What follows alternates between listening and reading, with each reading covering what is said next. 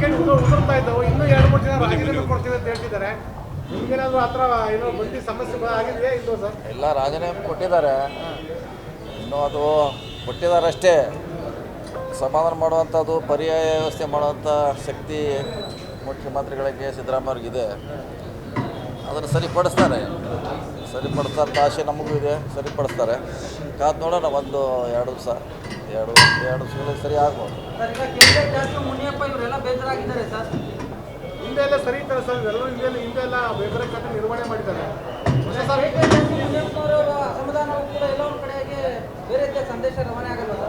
ಎಲ್ಲರೂ ಅಸಮಾಧಾನ, ಪ್ರಮೋಷನ್ ಆಗಬೇಕಂತ ಎಲ್ಲರೂ ಬಯಕೆ. ಅಪ್ಪರ್ ಸ್ಟೆಪ್ಗೆ ಎಲ್ಲರೂ ಬಯಕೆ. ಎಲ್ಲರಿಗೂ ಮಾಡಲಿಕ್ಕೆಲ್ಲ ಕೆಲವ್ರಿಗೆ ಮಾಡ್ಬೋದು. ಮುಖ್ಯಮಂತ್ರಿ ಸಿದ್ದರಾಮಯ್ಯ ಸರಿ ಮಾಡ್ತಾರೆ. ವೇಟ್ ಮಾಡೋಣ, 1-2 ದಿವಸ, ಏನು ಅರ್ಜೆಂಟ್ ಇಲ್ಲ. ಸರ್, ನಿಮಗೂ ಸಹ ಪ್ರಮೋಷನ್ ಆಗಬೇಕು ಅಂತ ಇಷ್ಟ ಇತ್ತು, ಡಿಸಿಎಂ ಆಗಬೇಕು ಅಂತ, ಅದಕ್ಕೆ ಅವಕಾಶ ಸಿಗಲಿಲ್ಲ. ಇತ್ತು, ಏನು ಮಾಡ್ಲಿಕ್ಕಾಗಲ್ಲ. ಇದಕ್ಕೆ ಸಮಾಧಾನ ತೃಪ್ತಿ ಪಡಬೇಕಷ್ಟೇ. ರಾಜೀನಾಮೆ ಹಾಕಿ ಕೊಡಬೇಕೇನು ಅವಶ್ಯಕತೆ ಇಲ್ಲ. ನಮ್ದು ಯಾವ್ದು ಖಾತೆ ಇದೆ ಅದು ಮುಂದುವರಿಸಿದ್ದಾರೆ. ಸಚಿವರುಗಳಲ್ಲಿ ಮೊದಲು ನೊಂದವರು ನೀವು ಸರ್, ಕೆಪಿಸಿಸಿ ಅಧ್ಯಕ್ಷ. 2-3 ಕಡೆ ನೊಂದಿದ್ದಾರೆ. ಇಲ್ಲ.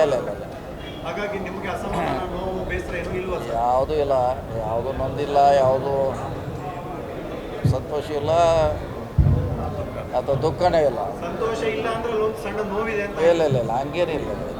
ಇದ್ದೇ ಇರ್ತದೆ, ಎಲ್ಲರಿಗೂ ಇದ್ದೇ ಇರ್ತದೆ. ಪ್ರಮೋಷನ್ ಆಗಬೇಕು, ಹೆಚ್ಚಿನ ಹುದ್ದೆಗೆ ಹೋಗ್ಬೇಕಂತ ಎಲ್ಲರಿಗೂ ಆಸೆ ಇರ್ತದೆ. ಸೊ 1-2-3 ಮಂದಿಗೆ ಅಸಮಾಧಾನ ಇದೆ, ಇಲ್ಲಂತಿಲ್ಲ. ಸರಿಪಡಿಸ್ತಾರೆ ಮುಖ್ಯಮಂತ್ರಿಗಳು. ಯಾರು ಸರ್?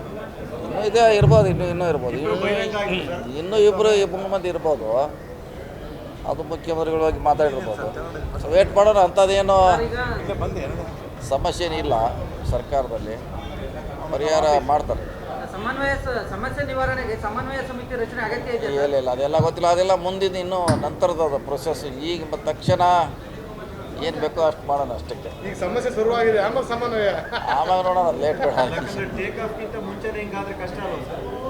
ಟೇಕಪ್ ಅದು ಮತ್ತೆ ವಾಪಸ್ ಮತ್ತೆ ಬರ್ತದಲ್ಲ ವಾಪಸ್. ಅದು ಟೇಕಪ್ ಆಗಿದ್ರೆ ಅಂದರೆ ಮತ್ತೆ ವಾಪಸ್ ರನ್ನಿಂಗ್ ತರ್ತಾರೆ, ಮತ್ತೆ ವಾಪಸ್ ಓಡಿಸ್ತಾರೆ, ಮತ್ತೆ ಟೇಕಪ್ ಆಗುತ್ತೆ ಅಷ್ಟೇ. ಅದರಲ್ಲಿ ಏನಂತದೇನು ವಿಶೇಷ ಇಲ್ಲ.